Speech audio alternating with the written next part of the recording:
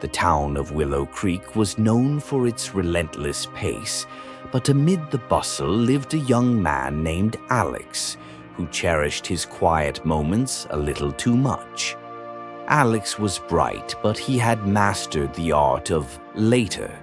His grandmother, an immigrant who had built a life with nothing but sheer grit, often told him, "Alex, time is your only true currency. Spend it. Don't squander it." But Alex would just smile, scrolling through endless feeds, convinced that opportunity would eventually knock on his door.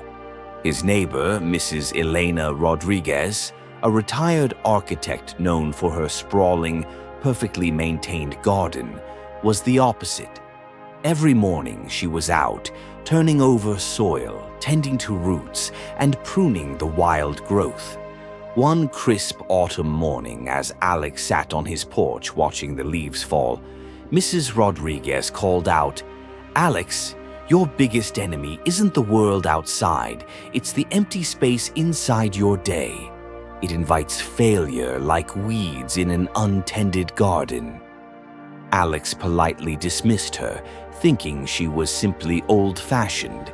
He was waiting for his big break, not the small, patient effort of planting seeds. The turning point came with the announcement of the Willow Creek Innovation Challenge. The town council offered a substantial grant and mentorship to anyone under 30 who could present a practical, new idea to improve the community. The deadline was 6 weeks away. Suddenly, the whole town's youth were energized. Alex, realizing this was the big break he'd waited for, decided to enter. The moment he sat down to brainstorm, he felt a crushing emptiness. He had ideas, but no skills to execute them. He couldn't code the app he envisioned, he couldn't design the prototype, and he certainly hadn't learned how to pitch a proposal. He watched as his peers, like Maya, who had spent her evenings learning graphic design, and Jake, who had mastered 3D printing, confidently started their work. For the first 2 weeks, Alex was paralyzed. He tried to quickly teach himself the basics of web development, pulling all-nighters, but the fundamentals he should have mastered in his free time were too vast to grasp under pressure. He had the intellect, but he lacked the foundation built by consistent small efforts. He saw Maya happily presenting beautiful mock-ups and Jake confidently assembling his physical prototype. When the presentation day arrived, Alex had nothing.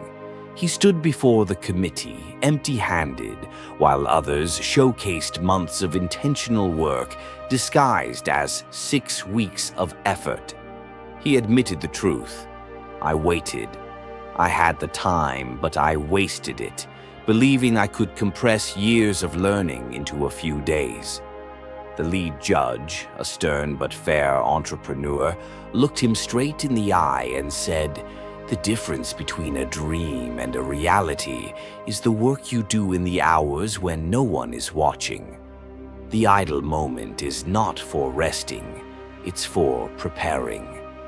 That day, Alex finally understood his grandmother's wisdom. He didn't win the grant, but he gained something far more valuable: purpose. He committed to ending the later habit. He started small, dedicating 30 minutes every evening to learning code.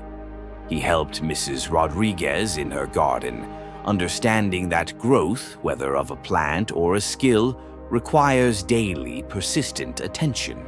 Slowly, the idle hours that were once his enemy became his greatest ally. A few years later, Alex didn't need an innovation challenge to launch his project.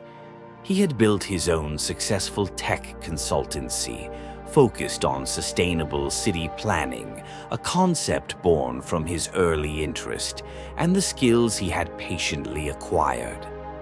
When people asked him the secret to his success, he never spoke about luck or big breaks. He simply smiled and said, Never be idle. The life you want is built in the time you usually ignore. This story reminds us that success is not found in grand, sudden moments, but in the disciplined, wise use of every single free moment we are given.